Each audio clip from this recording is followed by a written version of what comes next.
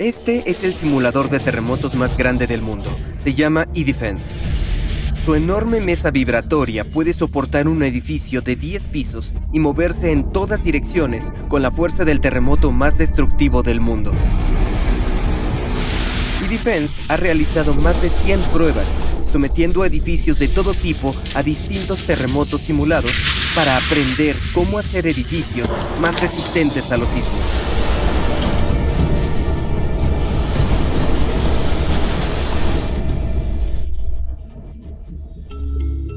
El 17 de enero de 1995 a las 5:46 de la mañana, un terremoto sacudió la ciudad de Kobe, en Japón. Tomó a todos por sorpresa.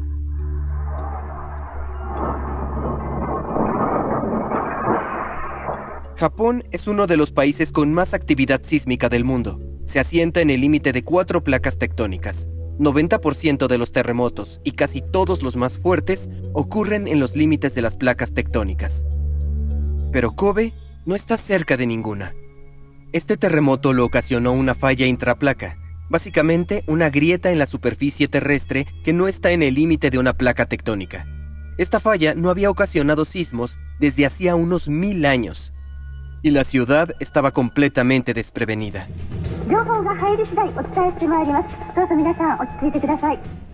El sismo tuvo una magnitud de 6.9, justo debajo de lo que define a un terremoto mayor.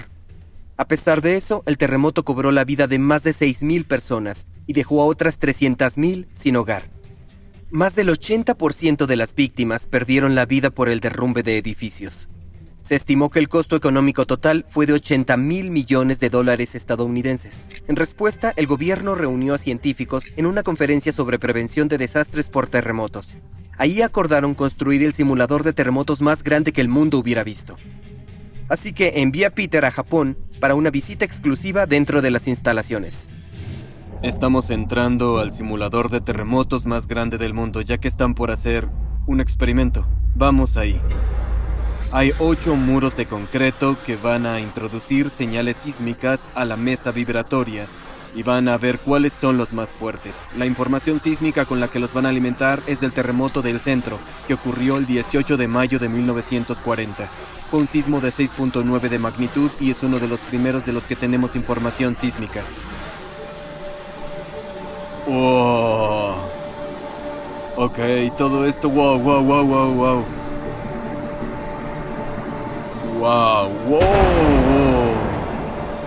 Ok, es genial ver cómo una estructura tan grande se mueve tanto y tan rápido. Wow. La primera prueba que pude ver estaba en el programa y decía ruido blanco. Entonces el ruido blanco son todas las diferentes frecuencias bajas, frecuencias altas y las intermedias. Sí, lo hicieron a lo grande, dijeron en 1 minuto y luego 10 segundos en cuenta regresiva. 3, 2, 1. Y luego simplemente nada. Volamos hasta Japón para ver esto. Espero que por lo menos se caiga un muro. Y durante mucho tiempo no entendí por qué. Toda la estructura tiene frecuencia natural.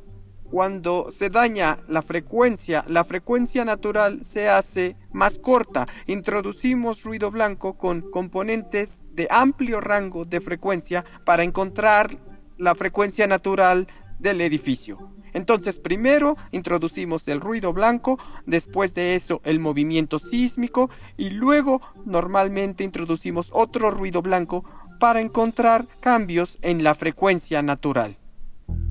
En el centro del eDefense hay una mesa vibratoria de 20 por 15 metros que pesa 800 toneladas. En cada lado hay 5 actuadores hidráulicos que empujan la mesa de lado a lado y todo esto está sobre otros 14 actuadores que mueven la mesa de arriba a abajo. Toda la instalación es enorme. Hay un almacén donde se guarda la mesa, pero tiene tanta demanda que todos los edificios se construyen en distintos almacenes y luego se llevan allí. Hay también toda un área llena de motores gigantes y tanques de almacenamiento de nitrógeno solo para alimentar la mesa. Con este equipo, los científicos pueden simular a la perfección sismos pasados y determinar sus efectos en distintos edificios. La mesa vibratoria puede soportar masas de hasta 1.200 toneladas y sacudirlas con aceleraciones de hasta 15 metros por segundo cuadrado. Eso es más de 1,5 G.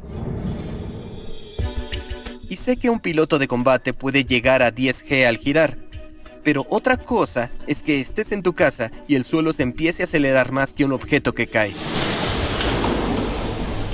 El objetivo de la mesa vibratoria es simular terremotos de forma realista. Para esto, se necesitan dos cosas: una forma de aplicar suficiente fuerza de manera precisa y controlada, y la información de señales de terremotos reales. Así es como lo hacen. ¿No te molestan los lugares altos? Este es un actuador. Los actuadores son hidráulicos. Dentro de cada uno hay un pistón de 30 toneladas accionado por aceite a alta presión. Este motor es inmenso. Tiene 1 metro y medio de diámetro. Pero para generar la presión requerida para operar la mesa vibratoria y mantenerla durante varios minutos, eDefense necesita enormes reservas de almacenamiento de presión. Por eso el almacén tiene toda una sección con tanques inmensos de almacenamiento de alta presión llenos de nitrógeno. Tenemos 20 de estos acumuladores esféricos rojos. Ahí acumulamos la presión. Para presurizar estos tanques, se bombea nitrógeno líquido desde un gran tanque de almacenamiento exterior, y al calentarse el líquido, se convierte en gas y se expande 694 veces su volumen original. Con nitrógeno es relativamente fácil conseguir presiones muy altas, y cuando se requiere la presión, se transfiere al aceite usando muchos pistones. Durante la prueba se bombea aceite a los actuadores mediante estos motores gigantes, pero ni siquiera ellos pueden mantener la presión requerida para hacer funcionar la mesa mucho tiempo. Así, las reservas de presión de nitrógeno hacen que la mesa pueda entregar una cantidad de fuerza consistente del principio al fin de la prueba. Mientras se ejecuta una prueba, los motores necesitan bombear el aceite presurizado a los actuadores. El flujo hacia cada actuador es controlado por servoválvulas electrónicas, lo que permite aplicar a la mesa fuerzas medidas y programadas con precisión para igualar cualquier sismo. Sin embargo, como los actuadores solo pueden moverse en una dimensión, si se fijaran directamente a la mesa, no habría flexibilidad y se romperían. Así que los ingenieros de eDefense diseñaron juntas universales de 7 metros de largo para transferir la fuerza de los actuadores a la mesa vibratoria. Para simular terremotos reales, la vibración no puede ser aleatoria. Cada terremoto tiene su propio patrón característico de movimiento que puede registrarse con un sismómetro. Los primeros sismómetros eran simplemente una pluma unida a unos resortes que dibujaba una línea sobre un rollo de papel en movimiento, y cuando había un terremoto, la pluma se movía y dibujaba el patrón de aceleración del sismo. El trazo que dejaba en el papel se conoce como sismograma. Hoy en día usamos geófonos. Un geófono consiste en una bobina de alambre suspendida alrededor de un imán unidos por resortes. Cuando la tierra tiembla, los resortes se agitan, haciendo que el alambre se mueva arriba y abajo sobre el imán, y esto genera corriente. La corriente se registra para generar un sismograma. Para tener una imagen completa de cómo se mueve la superficie terrestre en las 3 dimensiones, se necesitan 3 geófonos, cada uno orientado a una dirección ortogonal. La fuerza de un terremoto se mide en la escala de magnitud. El sismo más pequeño que los humanos pueden sentir es de alrededor de 1.000 millones de veces menos poderoso que el mayor terremoto registrado. Por esta razón, la escala de magnitud es logarítmica. Un aumento de 1 en la escala de magnitud representa un incremento de 10 veces en la fuerza del sismo.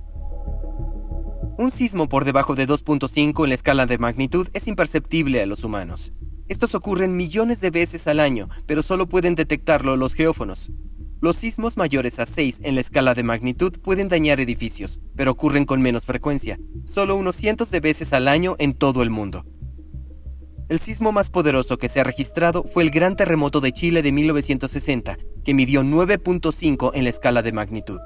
Cobró las vidas de entre 1.000 y 6.000 personas y ocasionó más de $400 millones en daños.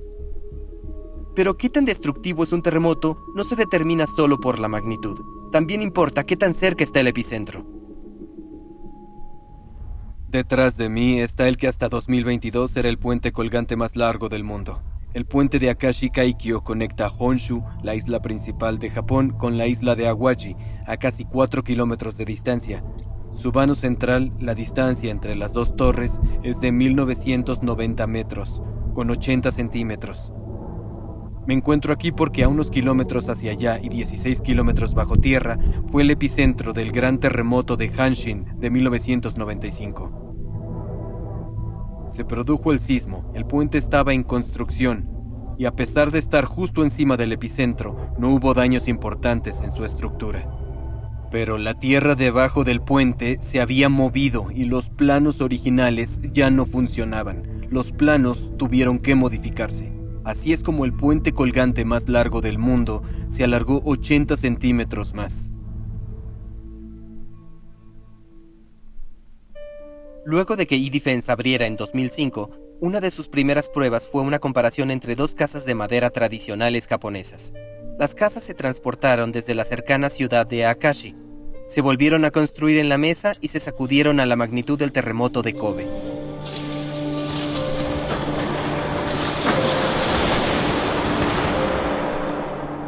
La casa que se mantuvo en pie se había reforzado con puntales de madera, vigas y juntas metálicas para hacerla más resistente a los sismos. La otra no se modificó.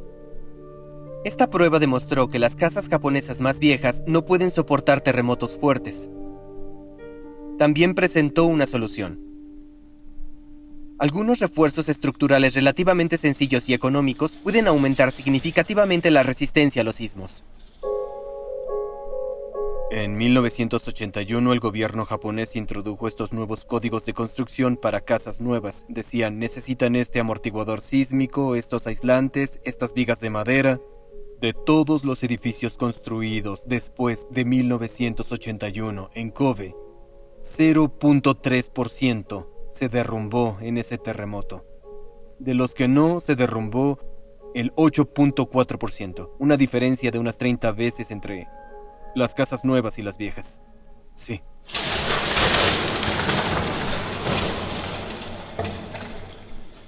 Algo muy raro es que estaba yo ahí el primer día, viendo la mesa vibratoria funcionar, y luego me puse a mirar alrededor todo este almacén enorme y veo esta sección donde hay mobiliario de IKEA. ¿Me puede decir para qué es esto?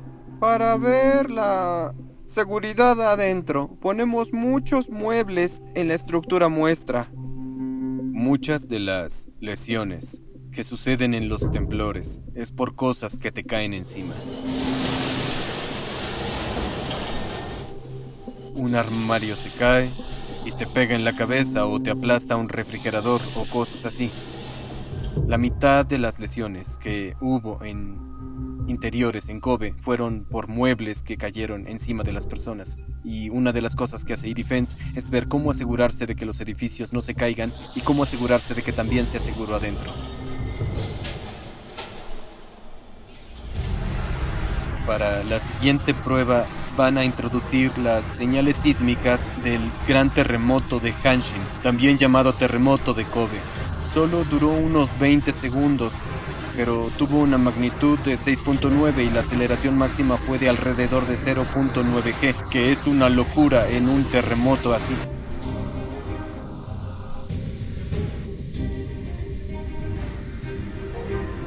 Tres, dos, uno.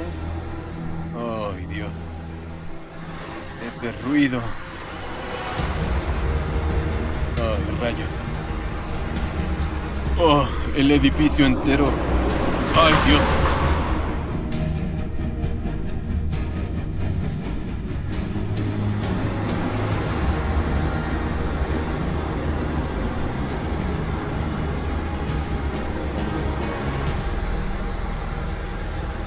Lo corto que fue y lo poderoso que fue. Rayos, los terremotos no son un juego. Es una buena forma de observar un terremoto. ¿De qué otra manera puedes ver un terremoto sin someterse al temblor? ¿No? Nadie tiene que experimentar el terremoto de Kobe. Justo al lado sí, pero sin temblar. En el terremoto de Kobe registramos movimientos muy grandes, pero fue muy corto. Pero en 2011, en el terremoto de Japón, registramos movimientos que duraron mucho tiempo, como 5 minutos. Y el último es un terremoto esperado. un futuro terremoto en Tokai, Tonankai. Esperamos un movimiento con una duración muy larga. ¿Cómo predicen el tipo de terremoto que van a tener? Pregúntale al sismólogo. Le preguntaré al Ay, sismólogo. discúlpame por eso. Está bien, está bien. Los sismólogos calculan que hay un 60% de probabilidad de que ocurra un sismo de magnitud 8 cerca de la región de Tokai, hogar de más de 15 millones de personas en los próximos 30 años. La fosa de Nankai, ubicada frente a la costa sureste de Japón, es donde la placa euroasiática empuja la placa filipina y produce un terremoto enorme alrededor de cada 100 años. Pero la región de Tokai no ha sufrido un temblor de ese tipo en más de 160 años. El gobierno calcula que más de 320,000 personas podrían perecer. Probablemente la mayoría serían víctimas de un tsunami de 30 metros, pero una cuarta parte, cerca de 82,000, podrían ser consecuencia del derrumbe de edificios. Por esta razón es tan importante prepararse para los terremotos. Los edificios recién construidos son muy seguros. Tienen un alto desempeño sísmico. Aún en un terremoto muy grande, estos edificios pueden subsistir. Salvo en casos extremos, la mayoría de edificios nuevos en Japón pueden sobrevivir casi todos los terremotos grandes. Así que el siguiente desafío es mantenerlos funcionales. Actualmente, aun cuando los edificios no se derrumben, las pipas de agua estallan, dejando a la gente sin agua ni electricidad, por lo que de todas formas tienen que dejar sus casas. Este es el siguiente problema que intentan resolver en eDefense. Ya podemos prevenir un derrumbe fatal, pero ahora tenemos que pensar cómo prevenir este tipo de pérdidas de funciones. Ustedes están varios pasos más allá de lo que había pensado. Creí que estaban en el paso de asegurar que las casas no se cayeran. Y ustedes están como, sí, no, eso ya lo resolvimos. Podemos asegurar que las casas ya casi no se caigan. Al hacer este importante trabajo, están haciendo del mundo un lugar más seguro. Están haciendo un Japón más seguro. Actualizan los códigos de construcción para hacer que muera menos gente. Lo que me encanta de la historia de eDefense es que Japón no se sentó a esperar a que ocurrieran más terremotos y desear lo mejor. Gastaron miles de millones en investigación para prevenir que la gente sufriera por estos desastres. Se dieron cuenta de que aunque no pueden prevenir el siguiente gran sismo, pueden asegurar que están preparados para ese momento.